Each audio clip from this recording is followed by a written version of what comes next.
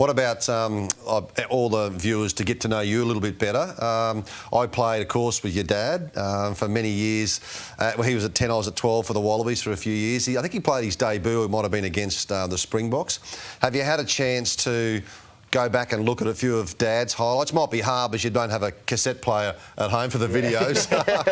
But great fella, and I roomed with him a couple of times, and what he did on the field was, at such a young age. Have you looked at that and spoke much to Dad about it? Yeah, I definitely haven't seen him score many tries. No.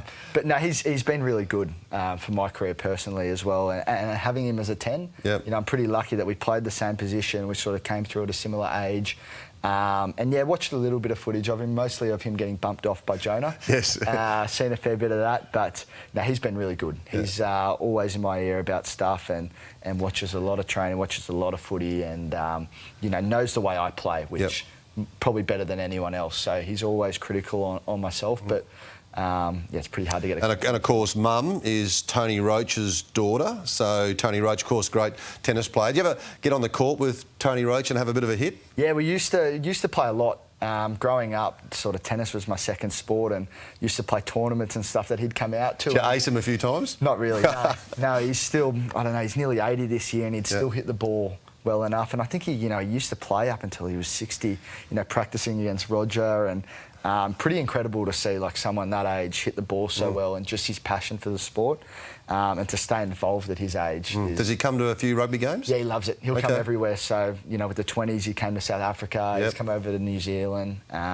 Yeah, he absolutely loves it. We'll go everywhere. When you say it was your second sport, did you have a choice to make it at some stage? I'd say so, but I was never going to be good enough at tennis. Right. I never had the temper to play tennis, and probably... Does that mean you had too much of a temper to play tennis? But also your parents are too nice. Usually tennis parents are a bit crazy, so Mum and Dad are too nice. Yeah, I'd had too much of a temper for tennis, so I was a bit of a head case back then, so I think rugby was more sorted. Who were your heroes growing up? And it doesn't need to be rugby in particular. Who were your sporting heroes growing up?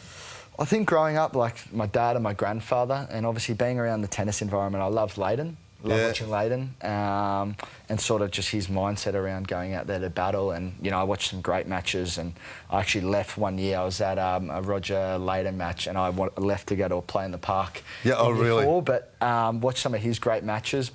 And then rugby-wise, probably Bernard Foley. Yep. I was actually lucky enough when I was young that Dad was at the Tars coaching, and I used to go down there and fetch his balls goal kicking.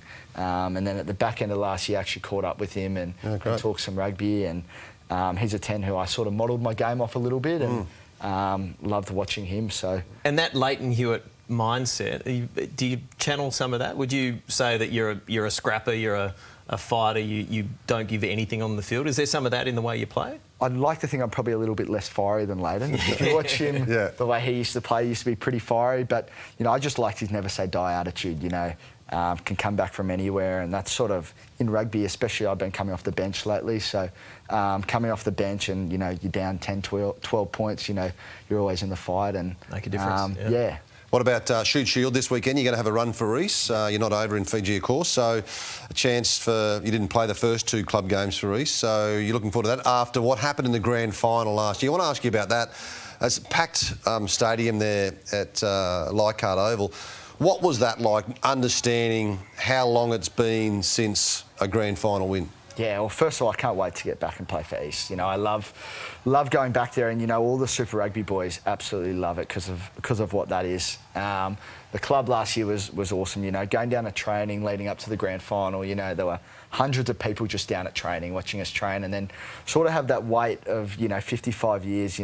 We sort of took that on as a massive challenge. And when I left school, I had an opportunity to go to my junior club was Gordon and Norse, and I live obviously around this area, but the excitement of East, 55 years or 51 years, whenever I went there, it was too good to turn down. And can you try and back it up this year? Who's coming at you this year early in the comp? I think sides like Sydney Uni are going to be good. I think they've got a lot of Waratah guys, and the comp's sort of different now, where you go the first 10 rounds, you don't have Super Rugby guys, but then the back end of the year, the comp almost changes. So I think teams like Uni that get a lot of Super Rugby guys back.